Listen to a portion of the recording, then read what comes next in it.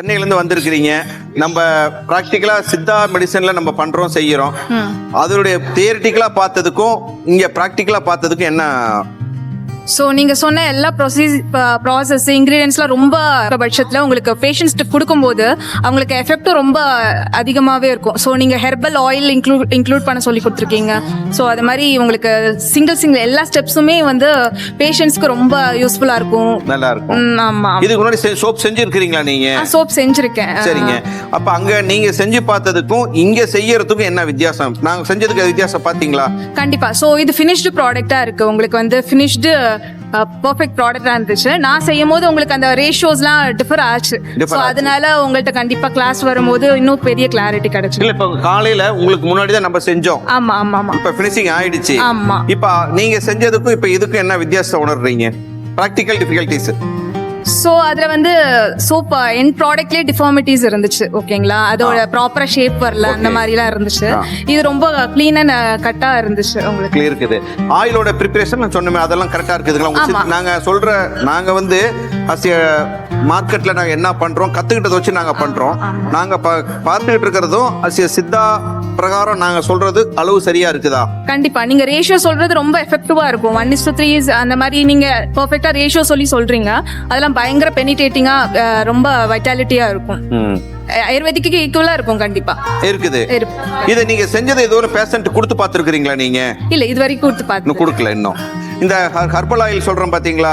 அந்த ஹர்பல் ஆயில்ல வந்து இந்த வெப்பாலை, இந்த குப்பை மீனி, இந்த மாதிரி ஹர்பல்லாம் நீங்க யூஸ் பண்ணி பார்த்துருக்கீங்களா? ஆமா, இந்த ஆயில்ஸ்லாம் யூஸ் பண்ணி பார்த்துருக்கேன். இதெல்லாம் வெப்பாலே ரொம்ப பெர்ஃபெக்ட்டா இருக்கும். ரொம்ப நல்லா ஒர்க். அதே வந்து இந்த வெட்பாலையெல்லாம் வந்து ஸ்கின்னுக்கு வந்து நல்ல ரிசல்ட் கொடுத்துட்டு பயங்கர ரிசல்ட்ஸ் கொடுக்கும். அது வந்து நீங்க கார்டின் சொல்ற என்சைம் சொல்றேன் பாத்தீங்களா? அந்த என்சைம் நீங்க பாருங்க. நீங்க வரும் ஃபியூச்சர்ல வந்து அந்த என்சைமையே வந்து நம்ம டிஸ்லைஸ்டு பண்ணி கூட கொடுக்கலாம். அதுல மைக்ரோப்ஸ்லாம் இருக்கும்ல சார்? நிறைய இருக்கும். மைக்ரோப்ஸ் இருக்கிறதுனால தான் அது வந்து நமக்கு வந்து இப்போ நார்மலாகவே இப்போ ஒரு நம்ம ட்ரெஸ் இருக்குதுங்க. இந்த ட்ரெஸ்ஸில் எவ்வளோ கெமிக்கல் இருக்கும்? எனி என்சைம், அந்த என்சைமில் வந்து 1 லிட்டரில் வந்து 5 ml ஊற்றிட்டு ஒரு 5 லிட்டர்ஸ் 25 ml ஊற்றிட்டு நம்ம ட்ரெஸ்ஸை உள்ளே நனைச்சிட்டு நீங்கள் எடுத்துட்டீங்கன்னா அதில் 0% கெமிக்கல். கார்டியோட பவர். ஆமாம். வேறு எந்த மாதிரி இப்போ நாங்கள் எஜுகேட் பண்ணுறதுல வேறு எந்த மாதிரி இருந்தால் நல்லா இருக்கும்னு நீங்கள் நினைக்கிறீங்க? இல்லை, ஆல்ரெடி ரொம்ப பர்ஃபெக்டாக இருக்குது சார். ஸோ கிளியராக இருக்குது. ஸோ இதை நாங்கள் ட்ரை பண்ணும் போது இன்னும் உங்களுக்கு நாங்கள் ஒரு மாஸ் ப்ரொடக்ஷன் பண்ணும்போது அது ரிசல்ட்ஸ் இல்லைங்க. மாஸ் ப்ரொடக்ஷன் பண்ணுறதுக்கு முன்னாடி நீங்கள் வந்து ஃபர்ஸ்ட் வந்து என்ன பண்ணணும்? 100 கிராமுக்கு செய்யணும். கண்டிப்பாக. அதுக்கப்புறமேல 1/2 kgக்கு செய்யணும். அதுக்கப்புறம் 1 kgக்கு செய்யணும். அதுக்கப்புறம் 5 kg. நீங்க சொன்னதை வச்சு 1/2 kgஸ்லாம் பிளான் பண்ணோம். ஓகே. சோப்ஸ்லாம் நல்லா பெர்ஃபெக்ட்டா வந்துருந்துச்சு. ஸோ அதே மாதிரி இந்த நம்ம சஃபானிஃபிகேஷன் ஆவறது வந்து கொஞ்சம் ஆயிலோட இதை பொறுத்து கொஞ்சம் முன்ன பின்ன ஆகும். ஆமா. அதுக்கு வந்து பிளண்டரை நீங்க யூஸ் பண்ண வேண்டாம். அந்த பிளண்டர் இப்ப பாருங்க, சாயந்தரம் நீங்க போறதுக்குள்ளாரியே இந்த சோப்பு போற நான் உங்களுக்கு கண்ணுக்கு முன்னாடி ஸ்டாம்பிங் பண்ணியே காமிச்சிடுறோம். இப்போ ஸ்டாம்பிங் பண்ணி காமிச்சிட்டோம்னா அதனோட இப்போ 1 கிலோவுக்கு எத்தனை சோப்பு வந்திருக்குது? உங்களுக்கு 85 சோப்பு வந்திருக்குது 5 kgக்கு. அப்போ 1 kgக்கு எத்தனை சோப்பு வந்திருக்கு நீங்களே கண்ணில் பார்த்துடலாம். அதை வச்சு நம்ம ரேட் ஃபிக்ஸ் பண்ணிக்கலாம். இதுதான் ரொம்ப முக்கியம்.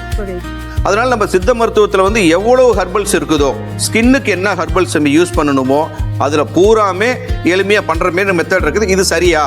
இது பெர்ஃபெக்ட்டா இருக்கு சார். உங்களுக்கு அந்த ஹெர்பல் ஆயில் இன்க்ளூட் பண்ணி சோப் பண்ணும்போது இந்த மாதிரி பேஷண்ட்ஸ் ஸ்கின் இஷ்யூஸ்னு வராங்கன்னா அவங்களுக்கு இது கொடுக்கும்போது ரொம்ப எஃபெக்ட் ரொம்ப ஜாஸ்தியா. அதோட இன்னொன்னு இருக்குதுங்க. இப்போ இந்த ஹெர்பல் ஆயில்ல வந்து ஏஜ்டு பர்சன் வர்றாங்க பாத்தீங்களா?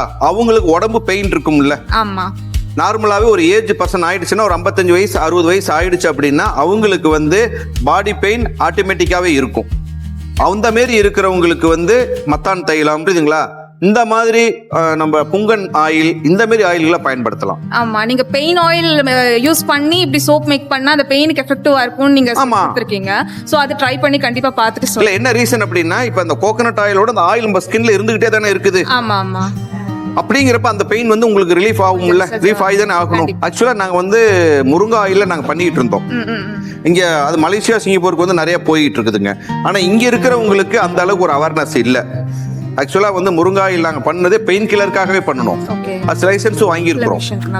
அந்த இது வந்து இங்க இம்ப்ளிமெண்ட் பண்ணல. இந்த மாதிரி இதை நீங்க ட்ரை பண்ணி பாருங்க. கண்டிப்பா. சரிங்களா? தேங்க்யூ. Okay, thank you doctor.